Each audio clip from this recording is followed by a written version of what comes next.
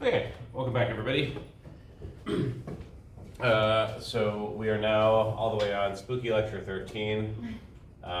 Like most people in the millennial demographic, I am a Halloween enjoyer.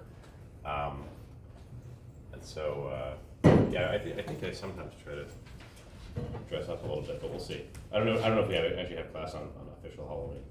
Anyway, so last time, we reviewed the so we had the midterm, just a little bit of update on the midterm. So the midterm grading is going pretty okay. So I think I'm almost done, so you should get them back on Friday, I think. And we talked about the TikTok project. So remember, that's teams of two, find a paper, make a video. Does anyone have any questions about the project? Or can't find a partner or anything like that? Okay.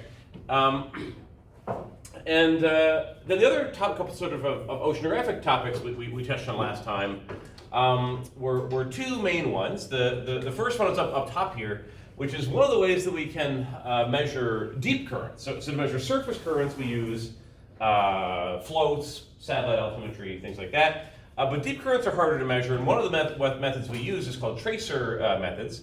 And the idea here is that we have these radioactive or sort of nuclear pollutants that are introduced at the surface, and then over very long periods of time, decades and so forth, these spread out through the this is the North Atlantic in this case. So we had weak values here in the early 1970s, and then by the early 1980s, these values have gotten a lot higher. So we have stuff that's coming in at the surface, sinking down, and then flowing out this way. I will take more of a closer look at that current later on. And the other main topic was the gyre circulations. So these gyre circulations are called the subtropical gyres, are these main climatological ocean circulations that are at the surface, that are found in all the different ocean basins, Atlantic, Indian, Pacific, and the north and south of all of those. And we said that there's sort of a similar structure that's happening in all these different ocean basins. And so, for example, if we look at the North Atlantic, is the sort of one that we're probably most familiar with, and that's the one where I would sort of expect on evaluations that you know the names. They're all you don't need to know the names of all the currents across the whole world, but knowing the North Atlantic region would be nice. And so this one's basically a circular current, and it's a counterclockwise flow. And it's bounded by four currents. So we've got the Gulf Stream on the west, that's called the western boundary current. The North Atlantic current comes across the top, this is the northern boundary current. On the eastern side, we've got the Canary current. The Canary current flows south, and it's a cooler current because it's bringing cold air from up in sort of the Greenland Arctic region down towards northwest Africa and down towards the equator. And then what's called the North Equatorial current runs along the south. So the currents here, they're colored by whether they're warm or cold, and the similar structure of having sort of this circular pattern is found in all the different ocean basins. So in the Pacific, for example, we have a very similar circulation pattern.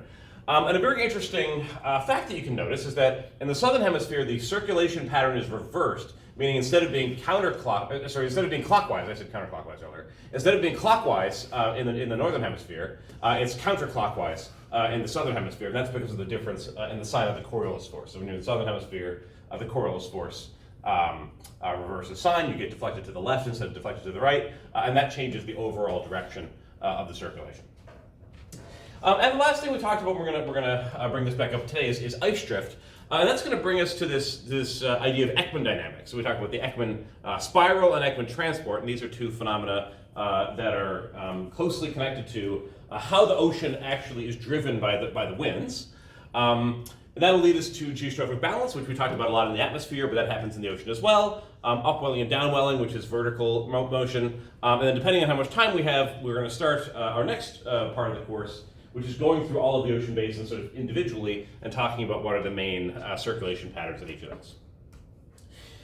So here's where we left off, was this observation that was made by these two figures from the history of oceanography, that you sort of would expect, naively, that when you have wind that's blowing over the ocean and you have icebergs that are floating in the ocean, that the icebergs are going to drift in the direction of the flow of the wind.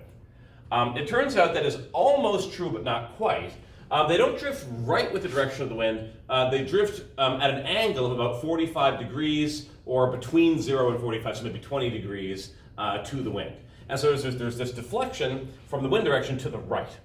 And you might think immediately, well, in the northern hemisphere, the Coriolis force deflects things to the right, so probably this has something to do with the Coriolis force. That's correct. But this understanding the physics of this problem and actually figuring out like what should be that angle, why is it 45 degrees, why is it, what's the sort of balance of forces in this situation? That was a classic problem in what's now called geophysical fluid dynamics, that this guy here assigned to his PhD student, which was this guy, and then figuring out sort of the math and the physics of that was sort of a big piece of underpinning modern oceanographic theory.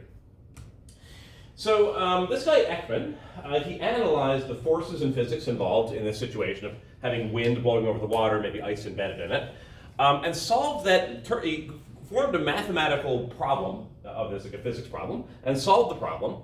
And by looking at the equations of motion for the water and for the wind, he derived this particular structure that's now called the Ekman spiral. And so, like any physics problem, we have multiple forces involved, and it's sort of the balance of these forces that determines what happens.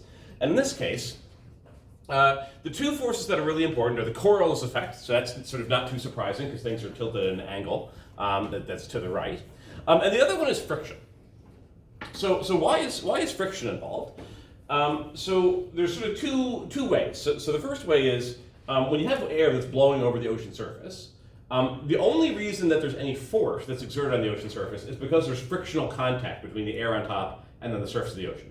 If those two things could freely slide over each other with no friction, the ocean wouldn't get grabbed by the wind and there'd be no force.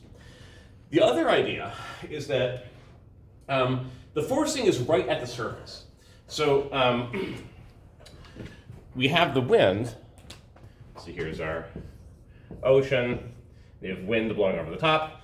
And if you think about how that wind acts, the wind only really acts right in this surface layer.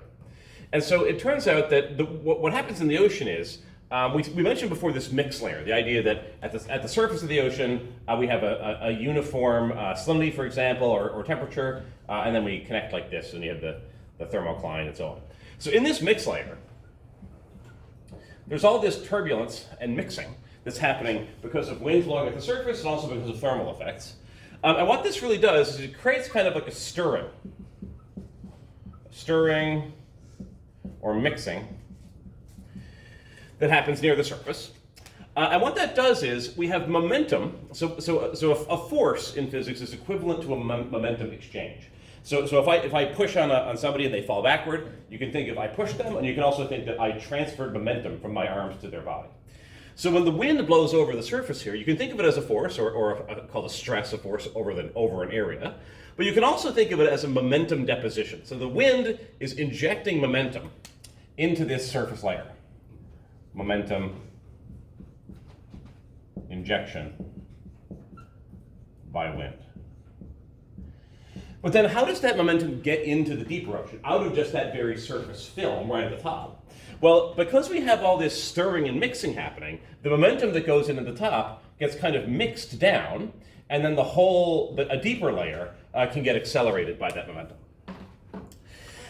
And so what the Ekman spiral is it's the physical result of having three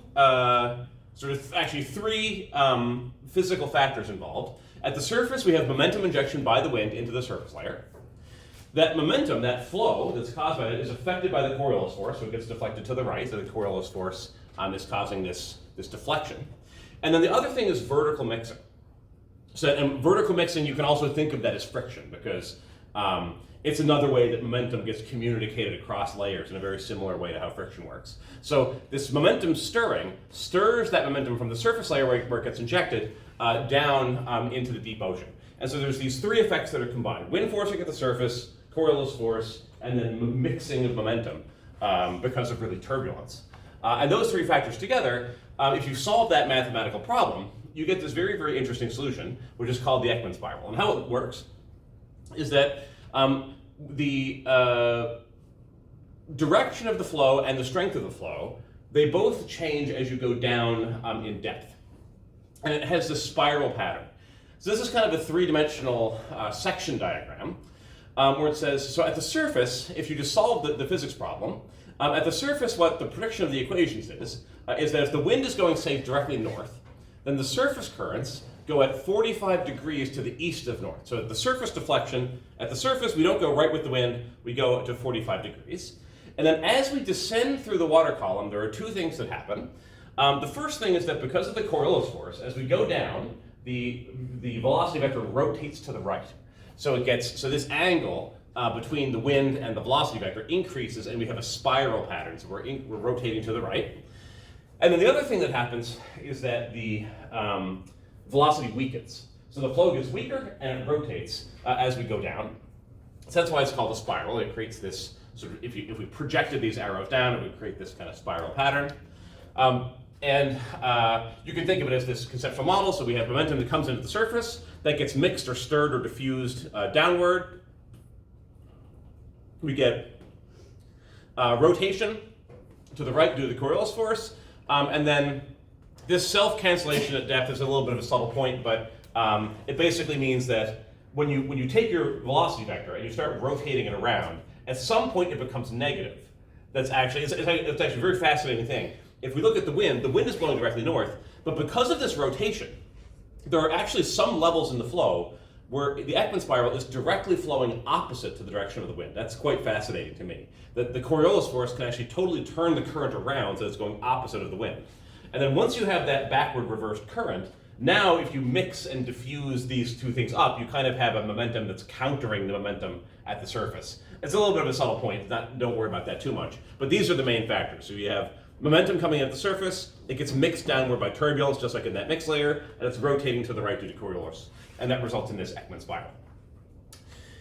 So it turns out that in a more advanced course, in the third year course or the fourth year course, you can actually work out all the physical details and get a specific mathematical formula for this Ekman spiral. But we don't need to know that. For our purposes, it's enough to just understand the physics and understand the general structure. So it turns out that for many oceanographic purposes, this detailed, delicate structure of the Ekman spiral is not of primary importance. But what we want to know about is what's the overall effect of this. So the key thing with this Ekman spiral is that at every level, every vertical depth, the velocity vector is pointing in a different direction. So if the wind is north, it's pointing at 45 degrees to the surface, and then it rotates around as you go down. But we might want to ask, overall, if we take like an integral or just add up, like the flow at every level is going in a different direction, but in general, if you just sum over all that whole column, where's the water going on average? So we can take all these velocities and basically add them up. And there's this very funny thing that happens, which is that when you do that, you get that the Ekman, what's called the transport, the overall movement across this whole spiral, is directly to the right of the wind. So if the wind is going north, it's directly east. So here's our wind, here's our current vectors that are rotating as you go down, and if you sum over all these, you get the Ekman transport, which is to the right of the wind. And so it's 90 degrees to the right of the wind in the northern hemisphere, and then just because of the Coriolis force in the southern hemisphere, everything is reversed. So it's sort of a highly unintuitive thing. But when the wind blows over the surface of the ocean, and this is sort of blowing over for a period of time, the motion of that upper layer, which is about 100 meters deep, it turns out this wind-driven Ekman spiral effect is about 50 meters or 100 meters deep, it's to the right of the wind. So it doesn't actually blow with the wind, it blows to the right of the wind. And we'll see how that sets up sea surface height differences and sets up large-scale climatological circulations just in a few slides. But so this is a very key idea. So there's momentum comes into the surface from the wind, it gets rotated by the Coriolis force, it gets mixed down to depth by turbulence and mixing and friction, and then the integrated effect of that is that the flow goes to the right of the wind, and that's very, very important, and it leads to all kinds of cool physical phenomena that we're going to get to. In terms of how the Ekman transport affects the large-scale circulation, we looked at this figure before when we were talking about ocean observations, and we said we can determine many aspects of the large-scale oceanographic circulation from space by using satellite altimetry. So we measure the sea surface height And then very much in the same way that we use low and high pressure systems to diagnose the flow in the atmosphere, you can use low and high sea surface levels to diagnose what's the geostrophic flow in the ocean. Now, why these reds and so the red regions here are high sea surface height, and the blue and purple regions are really, really low sea surface height. As we looked at this before and just said, okay, so this is we have a red blob here. That's kind of like a high pressure. We'll talk about that in more detail. Actually, next class we'll have a deep dive into this. But if we have a red blob here, we tend to have a clockwise circulation around that blob in the northern hemisphere, and there's a counterclockwise circulation in the southern hemisphere. So just like a high pressure system in the atmosphere. But why is that there to begin with? So like what actually causes these high and low regions? And Ekman transport is really an important part of that story. So if you think like, so this region here, we got this big blob, it's kind of a dome of water, maybe it's a few centimeters, it's not super high, but it's enough to make a big difference for the ocean. Well, if we think about the Ekman transport, so remember the key just fact to keep in your mind is that Ekman transport is to the right of the wind. So what would that do in this region of the North Atlantic? Well, there's two very important climatological wind patterns here. In the equatorial region here, we have the trade winds. And so the trade winds blow from east to west across here. That's associated with the surface branch of the Hadley cell. And then up in this region, between 30 and say 60 north, we've got the prevailing westerlies. So what would that do in terms of Ekman transport? Well, if our wind is blowing from east to west here, if we go to the right of that, that's up.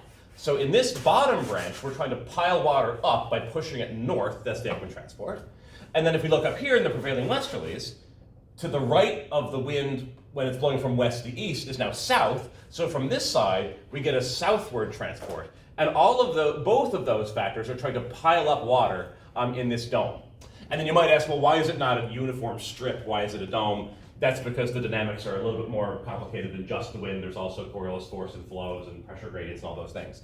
But in very simple terms, we have a northward Ekman transport at the south side and a southward Ekman transport at the north side that piles up water here in this western North Atlantic.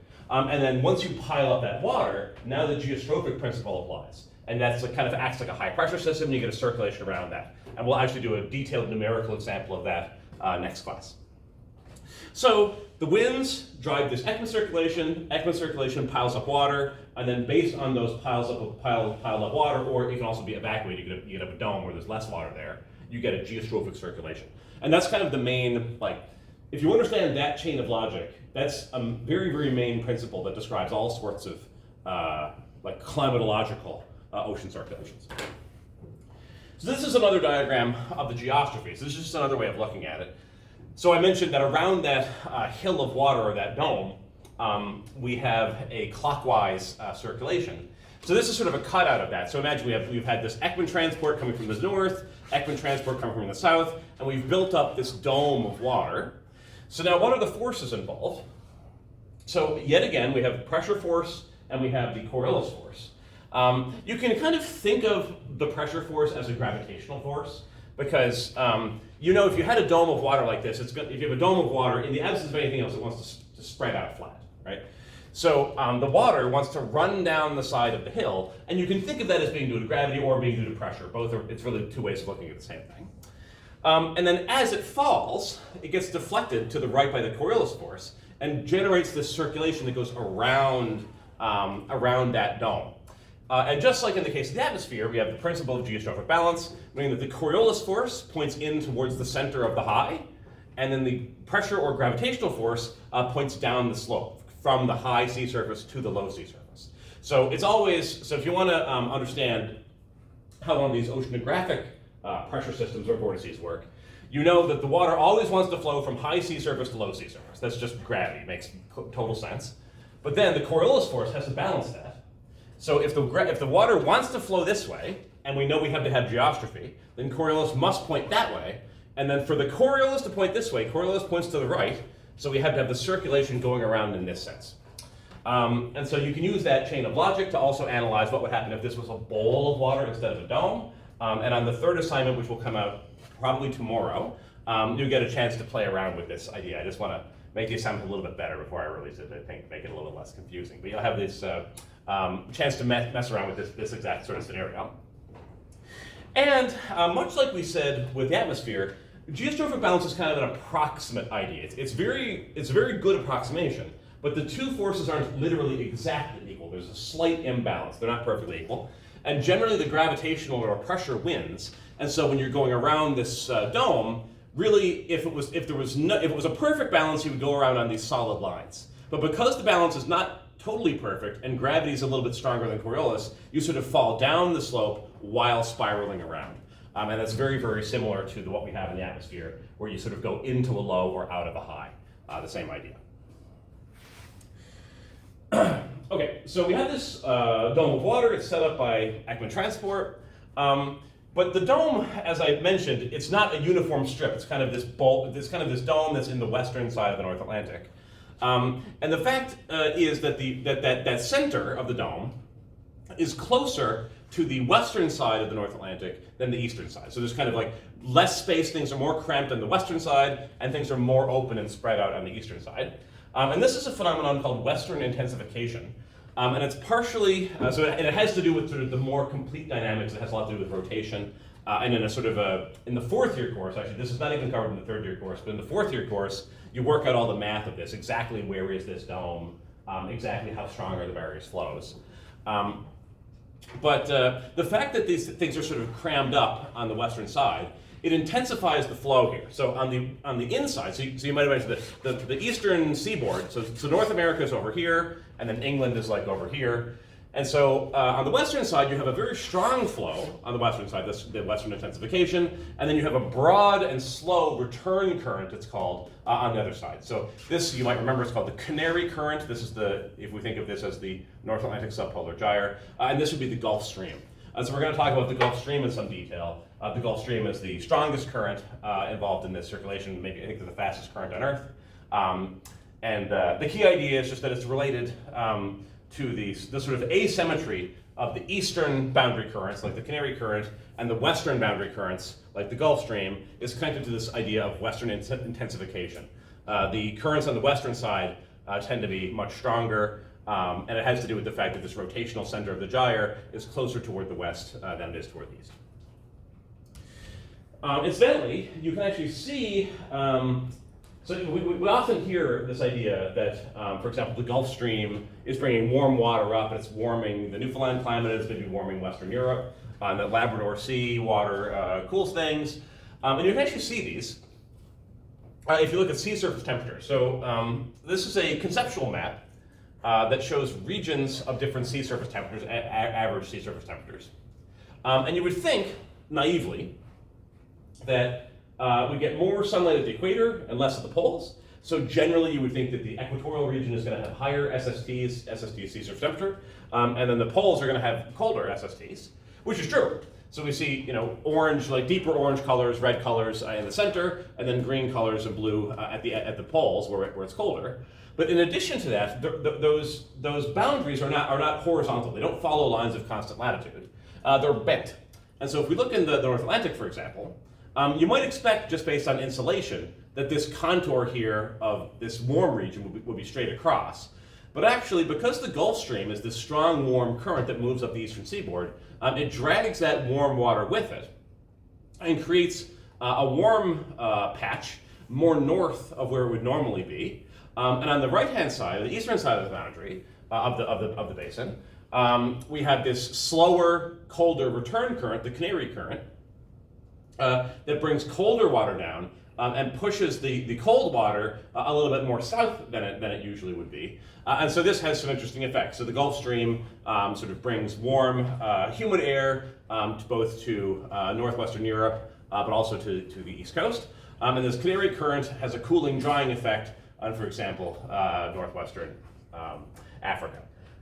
And so you can just see these current structures, the gyres, western boundary currents, eastern boundary currents, and you can see those based on their effect on average sea surface temperature. So the flow and the temperature and the sort of climate humidity are all connected.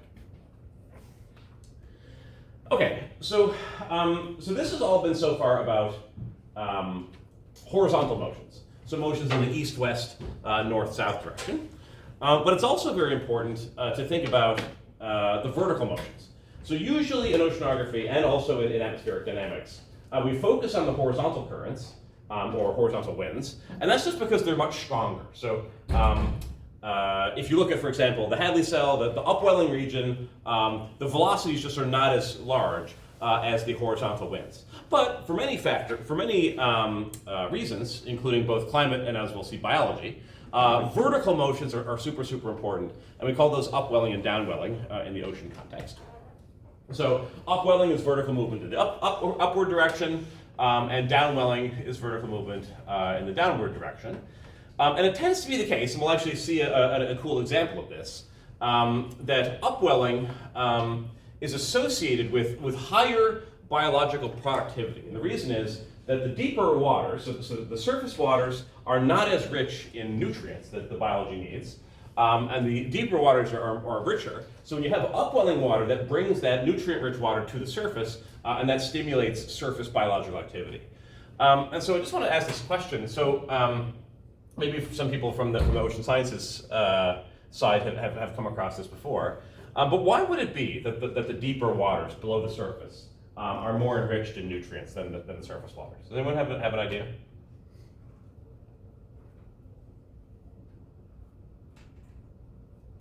Yeah. More biological activity happens deeper in the ocean. So we're looking for why there's more nutrients in the deeper water. So you are definitely on the right track. So where does biological activity tend to happen in the ocean? Is it more at the surface or more at depth? Say more at depth. So obviously varies regionally. So it varies depending on time of year, where you look, and so forth. But usually one key when we say biological productivity, the main thing we usually mean is photosynthesis. That's the base of the food chain, right? And so when we talk about photosynthesis, the key requirement for that is light. And light becomes more scarce. So you can't run the photosynthesis reaction without light. And light becomes more scarce as you go to depth because it just dies out. It gets absorbed by the water. So as you go down, it's very, very dark in the deep ocean because the water just absorbs the light, and you can't see at large depths. So given that, so we have less. So the light is maximum at the surface. And so that's actually where the biological activity takes place. We have most of the photosynthesis is in the surface ocean, and so that's where the activity is happening, and so that's using up the nutrients. So we have high biological activity in the surface region. That's called the photic zone. The photic zone is like about the upper 200 meters or so. Below that, you can't really see. It's basically completely dark. And so photosynthesis happens there, and when photosynthesis is happening, you're using up those nutrients. And so underneath, because there's no light, whatever nutrients are in the water, they just stay there, because there's no photosynthesis that can happen to use them up. So you tend to have a depleted surface ocean that has less nutrients, and a deep ocean where, because of that lack of productivity, you have sort of extra nutrients stored there. So if you do have an upwelling, and you're bringing deeper water to the surface, it replaces those nutrients that were used up by photosynthesis in the surface layer. Okay, so how can we get these, the kind of vertical motions that can bring up those nutrients that can support biology? Well, the Ekman transport idea actually gives us a really cool mechanism, and then there's a few versions of this, but the first one I think is probably the easiest to understand, and it's called the equatorial upwelling. So let me just get the eraser here. Okay, so the idea here is if you look right at the equator, there's this key fact that the Coriolis force changes sign. Because in the southern hemisphere you get deflected to the left, in the northern hemisphere you get deflected to the right. So let's just consider we have the northern hemisphere on top, and the southern hemisphere on bottom. We have the equator in the middle. So both in the northern hemisphere and the southern hemisphere, all along the equator we have the trade winds. So the trade winds are kind of looking like this. They're blowing from east to west. And so now we can think about what would be the Ekman transport that's associated with those trade winds. So the Ekman transport in the northern hemisphere is to the right of the wind. So here we have the winds blowing from east to west. So to the right of the wind is up this direction. Ekman transport. In the southern hemisphere, the winds also blow from east to west, but now the Ekman transport is to the left of the wind, which would be down in this direction.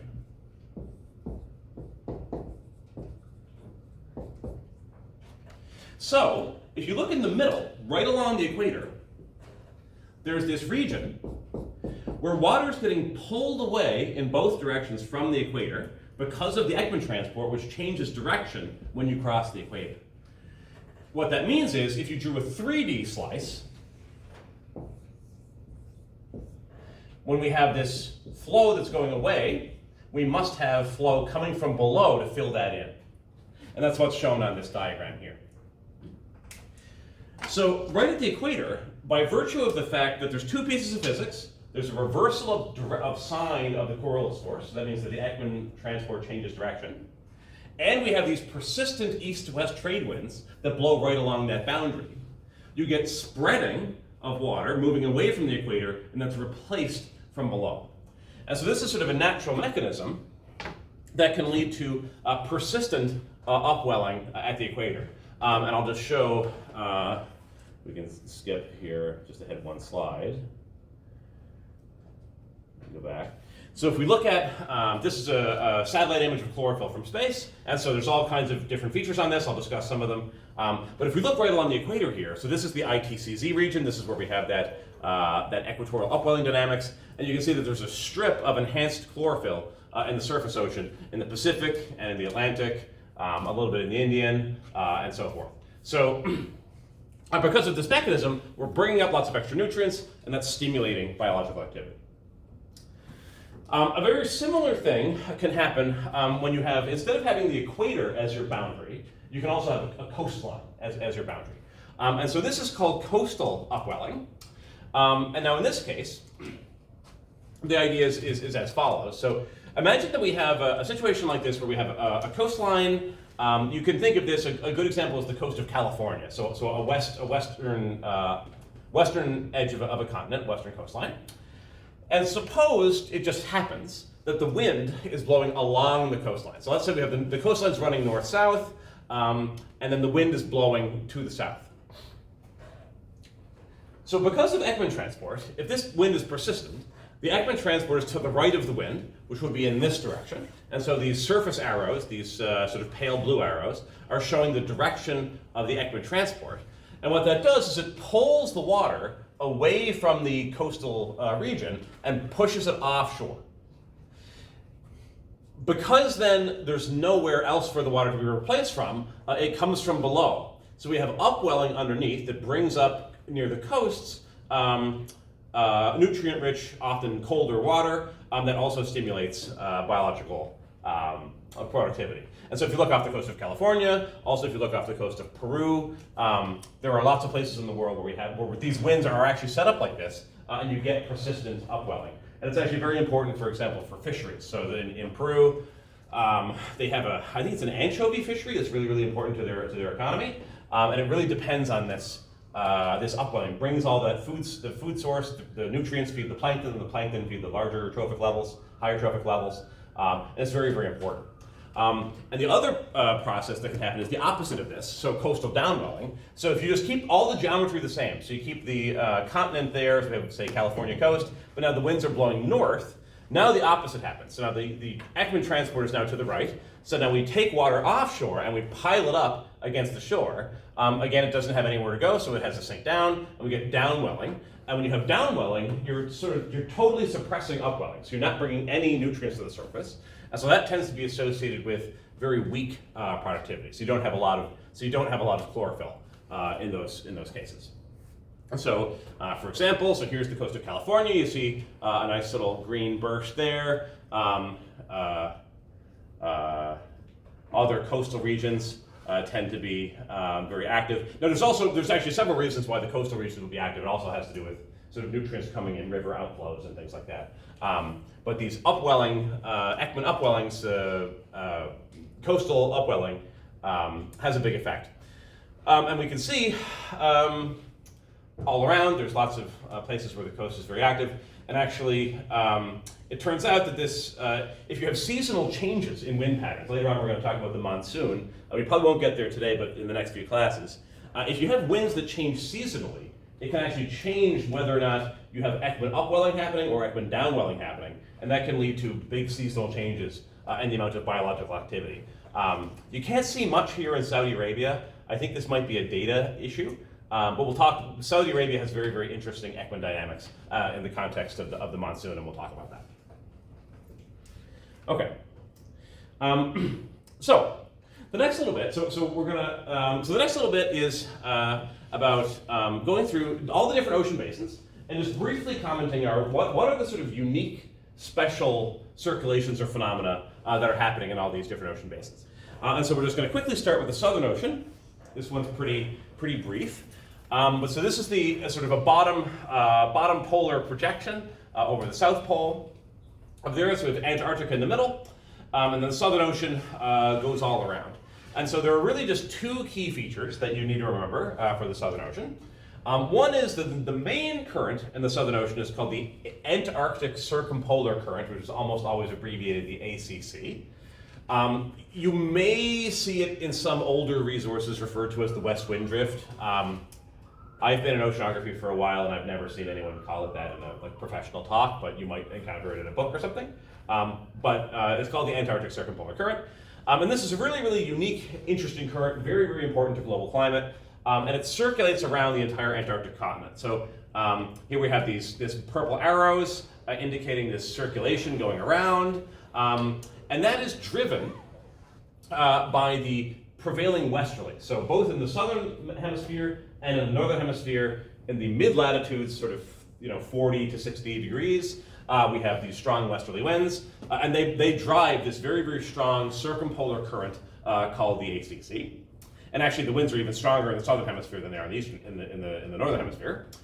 And then if we go closer to the continent, so just right next to Antarctica itself, the current reverses direction, and it starts flowing instead of from west to east around the pole. It flows from east to west, and that's called the east wind drift, which is sort of a not nearly as strong current, but that's driven by the fact that we have these polar easterlies. When you get right up close to the pole, the winds reverse direction from the prevailing westerlies to the polar easterlies, and that drives a current there. Okay. Oh yeah, so this is just the winds. So as I mentioned, so we have this big peak here. These are the prevailing westerlies, persistently at 5-10 meters a second in the Southern Ocean, and that's what drives the ACC, Antarctic Circumpolar Current. And then down here, when you get very close to the Antarctica, we have the polar easterlies, and that drives a weaker east to west current. Okay, so those two factors, the ACC and the east wind drift, are really the main things for the Southern Ocean. The Atlantic has a bit more complexity going on. So we talked about the subpolar gyre, the subtropical gyre. And that's a more complicated version of that figure is shown here. The Sargasso Sea is sort of the center of the North Atlantic subpolar gyre, subtropical gyre. And the Sargasso Sea is named after this sargassum algae that they find. But again, we have these four bounding currents of the Gulf Stream, Western Boundary Current, North Atlantic Current along top and also continuing up, Canary Current on the right-hand side, and North Equatorial Current on the bottom. And right along the equator, recall, we have this equatorial countercurrent that runs against the wind, and then the South Equatorial Current will be on the southern side of the equator. And I just want to briefly touch on the stuff that's up north. So you can see that after the Gulf Stream sort of separates from the eastern seaboard and starts flowing across the North Atlantic and becomes sort of the North Atlantic Current, we have some slower, weaker currents that move up towards the Scandinavian region, England, Iceland, Greenland, etc. So I just want to zoom in on those briefly. So this is another sort of schematic from the book. So here we have the Gulf Stream, and then up north we have a few labels here. I stands for the Erminger Current. The Erminger Current is also shown in this diagram here next to Greenland. The Norwegian Current up again sort of in the Scandinavian region. The Labrador Current comes down on the western boundary of the Labrador Sea. It's very important for here in Newfoundland. And there's also this really cool currents that wrap around Greenland. So the East Greenland current sort of flows down the eastern side of Greenland, sort of close to the Erminger current, which sort of wraps around. All the details are not important, but just knowing like, oh, Erminger current is up in this general region with the Norwegian current. These are quite important for icebergs, it turns out. So the East Greenland current, most of the icebergs that we get near Newfoundland are from the western Greenland ice sheet. So the majority of icebergs basically calve off or they break off on the western side of Greenland and then get embedded into this Labrador current and flow down. But we actually also get icebergs from the eastern side, and what happens is they calve off over here, wrap around Greenland embedded in this East Greenland current, and then flow down into the Labrador Sea. So even these detailed currents right near Greenland are also sort of important for us. But the most important current in the North Atlantic is not any of these Erminger polar currents. It's the Gulf Stream. So the Gulf Stream is the most well-studied current on Earth. It's extremely fast, extremely energetic, does a lot of heat transport and energy transport, and it has very, very interesting turbulent dynamics, meaning it's sort of not just, we often think of it as just a current that runs up the eastern seaboard, bringing up the warm water. But in addition to that sort of steady current, there's all these complicated meanders and twists and eddies, just like when we looked at the jet stream. So the jet stream in the atmosphere had all these high and low pressure systems that were sort of interacting with it, and the Gulf Stream is much the same way. So the Gulf Stream that runs up the eastern seaboard, and then it has these little eddies and they're not little, they're hundreds of kilometers, eddies and vortices that are embedded in this Gulf Stream that also has this sinuous kind of snake-like structure. So there's a few Gulf Stream facts.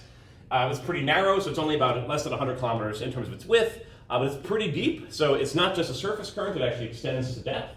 So if you look at the signature of the Gulf Stream, that velocity signature doesn't die out until you're more than a kilometer deep. And it sort of wraps around this Sargasso Sea. But the main point is, a couple main points. It's a turbulent current, has all these meanders, and it's very, very fast, and it's also a deep current. The nature of the eddies is very interesting. So it turns out there's actually two different categories of eddies. And then, as I mentioned, so next class, I'll talk about in a minute, the next slide or so. We're going to look at these eddies really in detail. But there's two types of eddies. Are called cold core eddies, or cold core rings, and also warm core eddies and warm core rings. And how you understand this is it's not too complicated. It's sort of depending on where the water comes from. So if we look at the Gulf Stream, so the Gulf Stream comes up the eastern seaboard and then sort of separates and moves into the North Atlantic. So in general, when you're closer to the equator, the water is warmer. So on this side of the Gulf Stream, we have warm water. And on the northern side, up towards where Newfoundland and the Labrador current are coming down, we have cold water up here. So what these eddies are, is the Gulf Stream sort of develops these twists that take water from one side and throw it over onto the other side inside of a vortex. And so I'll draw sort of a bit of a more dynamic diagram to illustrate how this happens. So let's say we have, so here's our, Gulf of Mexico, Florida, there we go. So our Gulf Stream comes up like this. So here's our Gulf Stream. And the Gulf Stream develops these eddies, so or these bends. So it might develop a bend like this and a bend like that. And if we look at these, so we have warm water on the south side, and we have cold water on the north side. So when you just start to develop these sinuous bends in the Gulf Stream, this area here represents an intrusion of warm water into the cold side, and this region here is an intrusion of cold water into the warm side. And what can happen is these eddies can get strong enough that they pinch off, and we end up with a warm center, or we can end up with a cold center. And essentially we have a bend in the Gulf Stream that allows water to protrude either into the cold water from the south or into the warm water from the north. And then if those things pinch off and become a closed recirculating vortex, you end up with a cold core ring or a warm core ring. And so the warm core rings will always be on the northern cold side. And the cold core rings will always be on the warmer south side. And a very interesting fact is that the direction of spin of those eddies is connected to where they are. So if you look at the warm intrusions into the cold side, they will always be spinning in a clockwise way. And if we look at the cold intrusions into the warm side, they will always be spinning in a counterclockwise way. And so there's a connection between the temperature signal and the rotational signal, and also the location of these eddies. And these things have, for example, importance for hurricanes. So if you have a warm core ring, it's actually observed that if you have a hurricane that has come up from the tropical North Atlantic, makes its way up the eastern seaboard, so now it needs to feed on that warm water to maintain its energy. So if it happens to pass, so usually as it gets up into this cold water, it starts to dissipate because that warm water is gone. But if it passes over a warm core ring like this, the hurricane can actually get re-amplified because that surface boundary condition, that warm surface water, can sort of help the hurricane get going again. There's also really cool examples of these rings that have biology in them. So sometimes the biology, like fish or turtles or whatever, can move with these rings over long periods of time. And so the key idea is we have eddies of two types, cold core and warm core, and those are associated with whether they're warm intrusions or cold intrusions, and then the spin, the location, and the temperature are all connected. A very similar dynamics happens in the Gulf of Mexico. So the Gulf Stream runs up this direction, up the eastern seaboard. But before it gets going, it's not actually called the Gulf Stream at this point, it's called the loop current. And it loops in around Cuba into the Gulf of Mexico, rotates around, and then comes back out, and it rejoins the Gulf Stream up here. And much like the Gulf Stream, this loop current can sort of break off and pinch off eddies of two kinds. We can have warm eddies and cold eddies, and these are differentiated by their side of their rotation. And I mentioned this thing again about the hurricanes, and so we can actually look at this in the data. So this is a cartoon schematic, but then we can also look at this using satellite altimetry, using the data directly. And so this is a map from a Oceanography journal article, which is showing the sea surface height in the Gulf of Mexico. So before we said we have these eddies, and the idea is that these large eddies are geostrophic, so the balance of forces is between the pressure force and or equivalent of the gravity force and the Coriolis, which means that all of those eddies that have pinched off, they have to be associated with, for geostrophic balance to be true, there must be a sea surface height signature to provide a pressure force to balance the Coriolis force. And so if we look in, we see that there's red and blue blobs here. So actually in this figure, the red and blue blobs don't mean temperature, they mean sea surface height. So the color axis here is sea surface height in centimeters.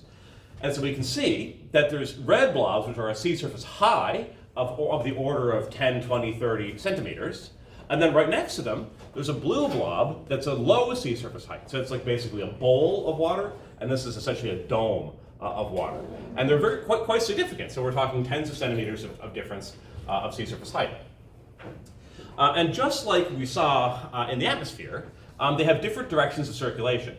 Here we have an SSH high, so sea surface height is high, and then if you look at the directions of the arrows, we have a clockwise circulation around that, just like we had a clockwise circulation around a high pressure in the atmosphere. And around this blue guy, we have a counterclockwise circulation, just like we have around a low pressure in the atmosphere. And so next time we're going to do this in-class example where we dig into exactly how strong are these eddies, and can we relate this 20 to 30 centimeter height difference? Can we actually relate that to the speed of the eddies using geostrophic balance? Okay, so we're going to do that next class. So keep an eye on Brightspace because the next assignment will be coming out soon. Midterm should be back on Friday. Don't forget about the TikTok project, and other than that, I will see everybody on Friday.